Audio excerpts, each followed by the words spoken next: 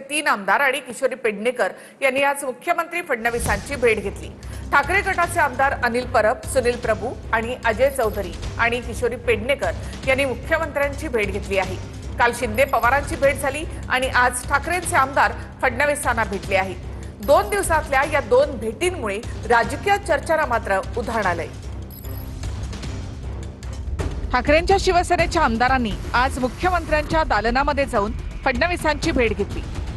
ठाकरेंचे आमदार अनिल परब, सुनील प्रभू, अजय चौधरी आणि ठाकरेंच्या नेत्या किशोरी पेडणेकरांनी मुख्यमंत्री फडणवीसांची त्यांच्या दालनामध्ये जाऊन भेट घेतली। सलग दुसऱ्या दिवशी झालेल्या या भेटीनं चर्चांना उधाण आलंय, कारण बुधवारी शरद पवार आणि शिंदेंची विधान भवनामध्ये शिंदेंच्या दालनामध्ये भेट झाली होती। भेटीनंतर पवारांनी त्यांच्या पक्षाच्या आमदारांची बैठकही शिंदेंच्याच दालनामध्ये घेतली। शिंदे पवारांच्या या जवळकीच्या बातम्या वाऱ्यासारख्या पसरल्या। ठाकरेंचे नेते संजय राऊतांनी तर गुरुवारी शिंदे पवार भेटीवर आगपाखड केली। हे कमी की काय, लगेच गुरुवारी दुपारी ठाकरेंच्या शिवसेनेचे आमदार मुख्यमंत्री फडणवीसांच्या भेटीसाठी दालनामध्ये पोहोचले। 2 दिवस महाविकास आघाडीमधल्या 2 पक्षांच्या सत्ताधाऱ्यांबरोबर झालेल्या 2 बैठका सध्या चर्चेचा विषय आहे। शिंदे पवारांची जवळीक ठाकरेंच्या सेनेला रुचलेली नाही, त्यामुळे ठाकरेंच्या नेत्यांनी फडणवीसांची अचानक तडकाफडकी भेट घेतली की काय असा सवाल राजकीय वर्तुळामध्ये विचारला जातोय। पवार शिंदे जवळकीनंतर महाविकास आघाडीमध्ये बिघाडी झाल्याच्या बातम्या आल्या। आता ठाकरेंचे आमदार आणि मुख्यमंत्री फडणवीसांच्या भेटीने महाविकास आघाडीमध्ये सगळं काही आलबेल नाही हे स्पष्ट झालं। संभ्रम काय निर्माण व्हायचं? तुम्ही मुख्यमंत्र्याला जाऊन बुके देऊ शकता, त्यांच्याबरोबर चहा पाण्याला जाऊ शकता, तुम्ही वर्षावर जाऊ शकता, शरद पवारने जाऊ नये। शरद पवार का तुमचा नौकर आहे का? त्यांना स्वतःचं मत आहे, स्वतः ते मोठे नेते आहेत आणि ते निर्णय घेण्यास सक्षम आहे। म्हणून आता आघाडी बिघाडी काही राहिलेली नाहीये। काँग्रेस यांना विचारत नाही, शरद पवार त्यांना विचारत नाही। अकेला चलोरेच्या भूमिकेत आता उभाटाला राहावं लागेल। संजय राऊतांचं जेवढं वय आहे त्याच्यापेक्षा प्रदीर्घ अनुभव हा पवार साहेबांच्या राजकीय कारकिर्दीचा आहे। त्यामुळे त्यांनी पवार साहेबांना कुठे जावं, कसं जावं, काय निर्णय घ्यावा किंवा कसा घ्यावा हे शिकवण्याची अजिबात आवश्यकता नाही। पवार साहेब सक्षम आहेत, ते काहीही निर्णय घेऊ शकतात, स्वतःचा घेऊ शकतात आणि त्यामुळे संजय राऊतांनी त्याच्यावर बोलण्याचं काय निरर्थक आहे।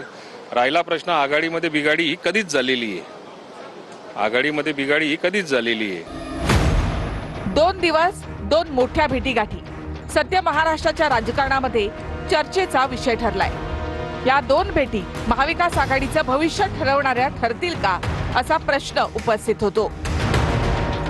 शरद पवार यांच्या विश्वासार्हतेवर संजय राऊतांकडून आता सवाल उपस्थित करण्यात आला। शरद पवारांची शिंदेंसोबत बैठक झाली आणि यानंतर महाविकास आघाडीमध्ये बिघाडी झाल्याचं चित्र आहे। आमचं मन दुखावलं, पवार गद्दारांना प्रतिष्ठा देत आहेत असं संजय राऊत यांनी म्हटलंय। तब्बल 30 वर्षांनी विधान भवनात गेलेल्या शरद पवारांच्या एका बैठकीनं मवियात बिघाडीचं वादळ उठलंय। बुधवारी पवारांनी विधान भवनात शिंदेंच्या दालनात आमदारांची बैठक घेतली। यावरून ठाकरेंच्या शिवसेनेचे नेते संजय राऊत यांनी पवारांच्या राष्ट्रवादीच्या विश्वासार्हतेवर सवाल उपस्थित केलाय। शरद पवार हे नक्कीच मोठे नेते आहेत, आदरणीय आहेत, पण एखाद्या ज्या गद्दारांना आपलं सरकार पाडलं त्या गद्दाराच्या छताखाली जाऊन अशा प्रकारच्या बैठका घेणं ह्याच्यामुळे मोठ्या नेत्याची विश्वासार्हता ही कमी होते आणि घसरते।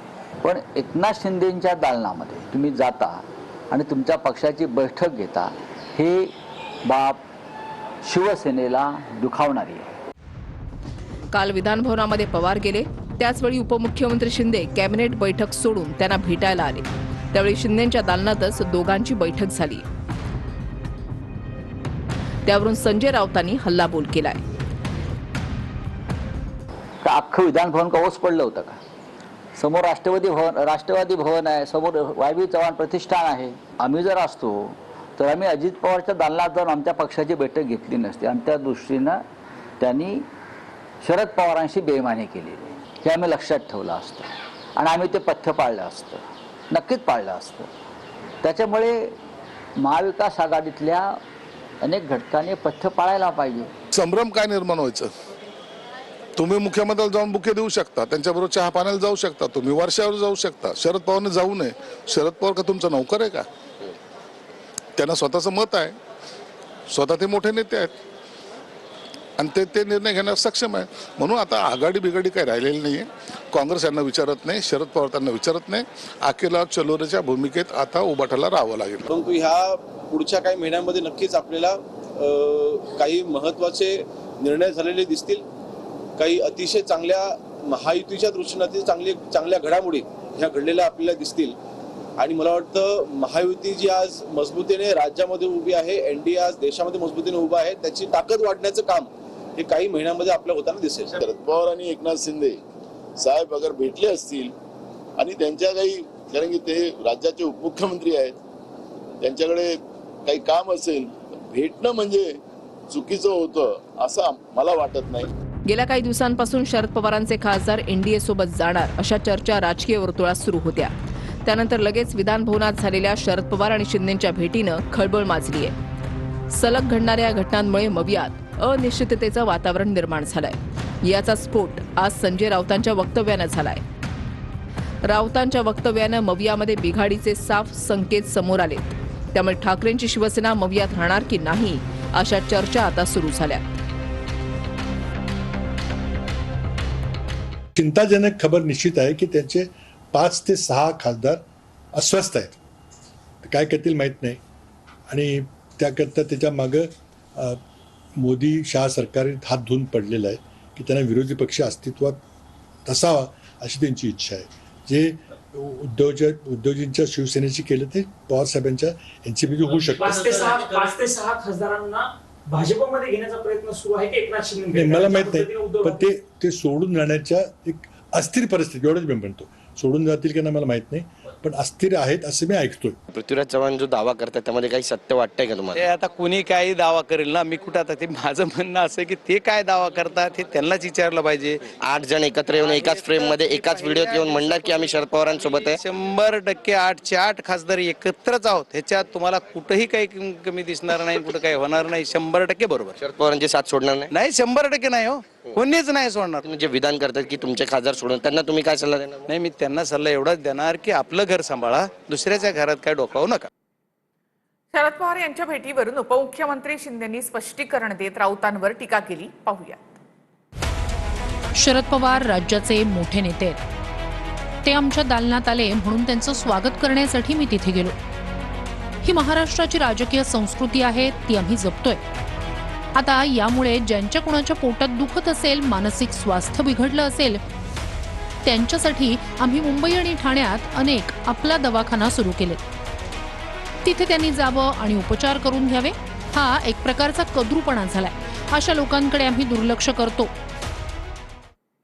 मुख्यमंत्री फडणवीस, उपमुख्यमंत्री शिंदे आणि भाजपा प्रदेशाध्यक्ष रवींद्र चव्हाण यांची 10 ते 15 मिनिटं चर्चा झाली. विधानसभा अध्यक्ष राहुल नार्वेकरांसोबत 3ही नेत्यांची बैठक पार पडली. या सर्वांची विधानसभेमधील अध्यक्षांच्या दालनामध्ये एकत्रित अशी बैठक झाली. मात्र बैठकीचं कारण गुलदस्त्यात आहे. दरम्यान बैठकीला येण्यापूर्वी एकनाथ शिंदे आणि रवींद्र चव्हाणांनी एकाच गाडीमधून प्रवास केलाय. मिसिंग लिंकवर बोललं तर महाराष्ट्राचा अपमान कसा, असा रोखठोक सवाल राज ठाकरेंनी केला आहे. मुख्यमंत्री देवेंद्र फडणवीसांवर त्यांनी हल्लाबोल केला. मुख्यमंत्र्यांच्या तोंडी बघून घेईन ही कसली भाषा, असा सवालही राज ठाकरे यांनी केला. राज ठाकरे यांच्याकडनं फडणवीसांची मिमिक्री देखील करण्यात आली आहे. मनसेच्या रेल्वे कामगार सेनेच्या वर्धापन दिनाच्या प्रसंगी राज ठाकरेंनी मुख्यमंत्री फडणवीसांसह अमित साटम यांचं हसणं आणि राम मंदिराच्या चोरीवरून सरकारवर हल्लाबोल केला.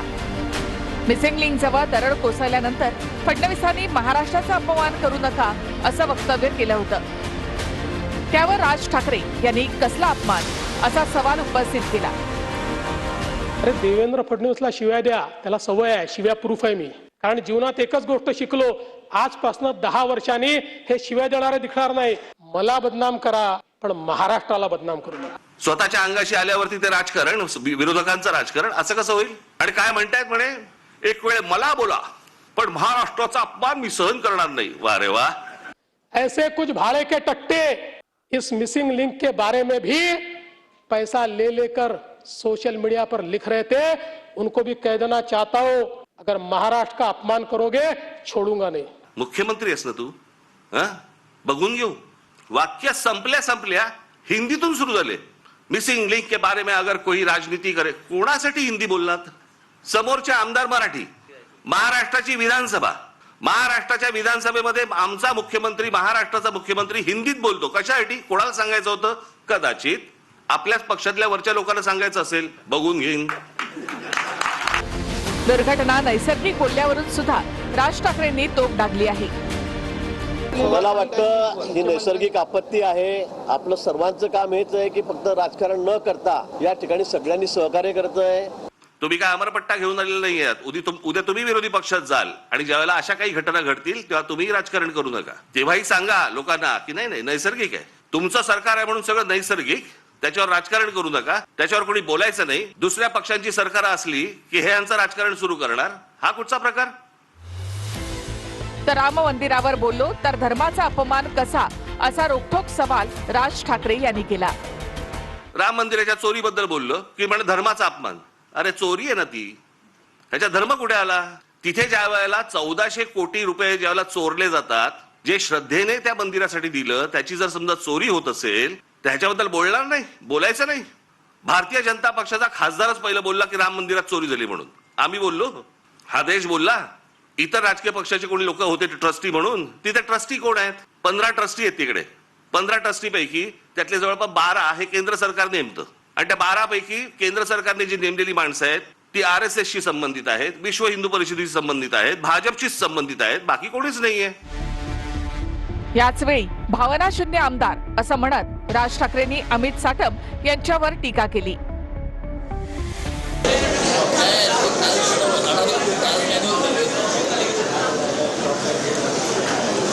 त्यांच्या देशीचा एक आमदार, त्याला विचारलं काय चाललंय, म्हणे काल म्हणे झाड पडलं ना, ते त्याच्यात एक माणूस गेला, ते त्याच्यावरती चर्चा झाली.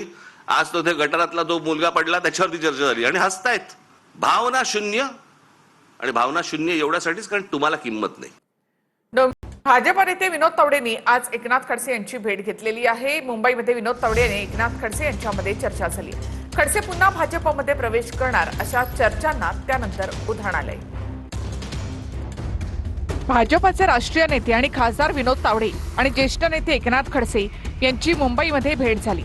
त्यामुळे एकनाथ खडसे पुन्हा एकदा भाजपमध्ये प्रवेश करणार असल्याच्या जोरदार चर्चा रंगल्यात.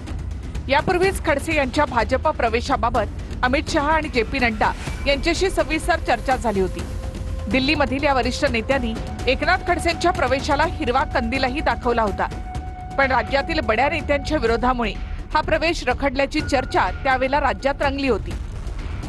मात्र आता भाजपचे राष्ट्रीय सरचिटणीस विनोद तावडे यांनीच खडसेंची भेट घेतल्यामुळे पुन्हा एकदा खडसेंच्या पक्षप्रवेशाच्या चर्चा रंगल्यात. त्यातच एकनाथ खडसेंचा 2 सप्टेंबरला 75वा वाढदिवस आहे. या वाढदिवसाला भाजपचे नेतेही हजर राहणार असल्याचं कळतं. पिंपरीच्या मोशीमध्ये 26 तासानंतर सुद्धा रेस्क्यू ऑपरेशन अद्यापही सुरू आहे. यामध्ये एकाचा मृत्यू झालाय. 7 ते 8 जण अडकल्याची भीती असून त्यांच्या वाचण्याची शक्यता कमी आहे, असं गिरीश महाजन यांनी म्हटलंय.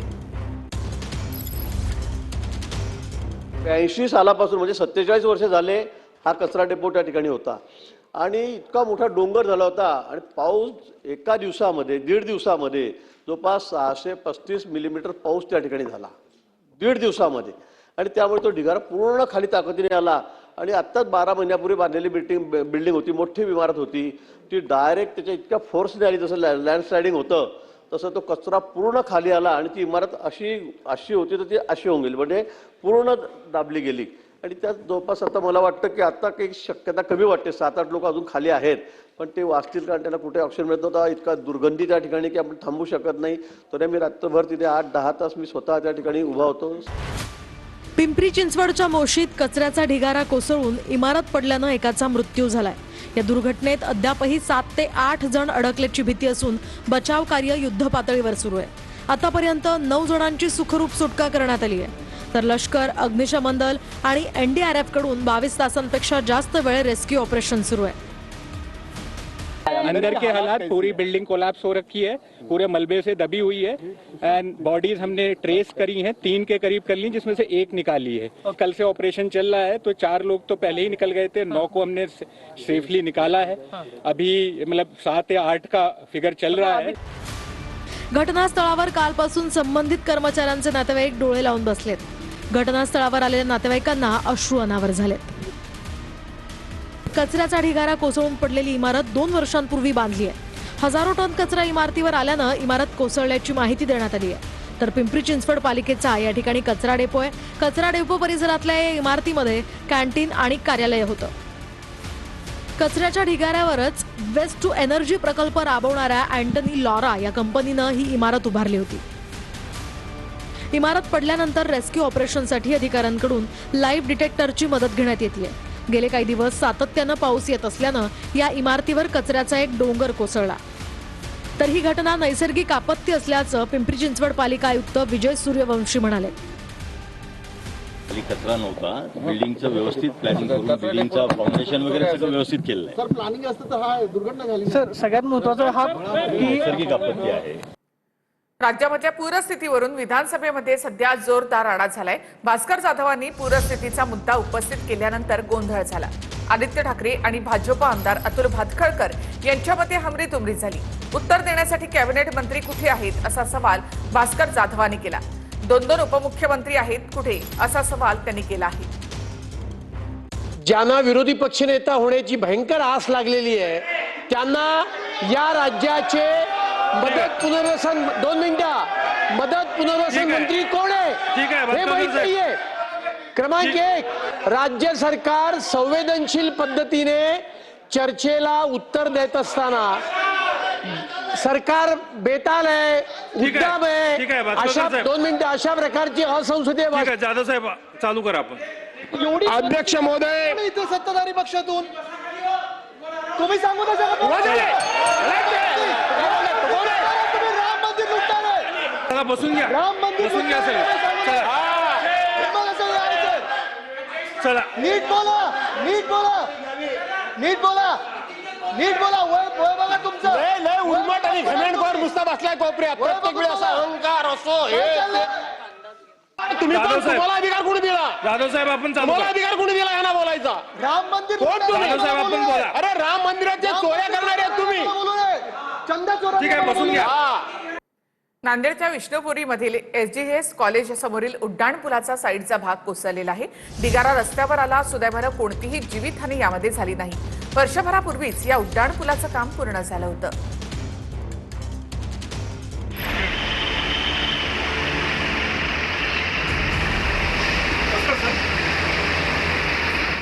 शेकडो करोडो रुपये खर्चून फक्त वर्षभरापूर्वीच बांधलेला नांदेडमधला हा उड्डाणपूल पहा। पत्त्यांचा बंगला कोसळायला तरी काही वेळ लागतो, त्याहून जास्त वेगानं हा करोडोंच्या खर्चानं बनलेला उड्डाणपुलाचा साईडचा भाग खचला।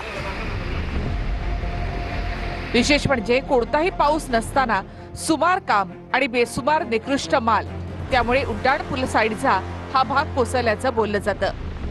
ढिसाळ कामामध्ये कमिशनखोरीचे देखील आरोप होत आहेत। जेव्हा उड्डाणपुलाचा भाग कोसळला तेव्हा दुचाकीवर जाणाऱ्या 2 तरुणींच्या अंगावर हा सगळा ढिगारा पडला। सुदैवानं त्यांना मोठी इजा झाली नाही।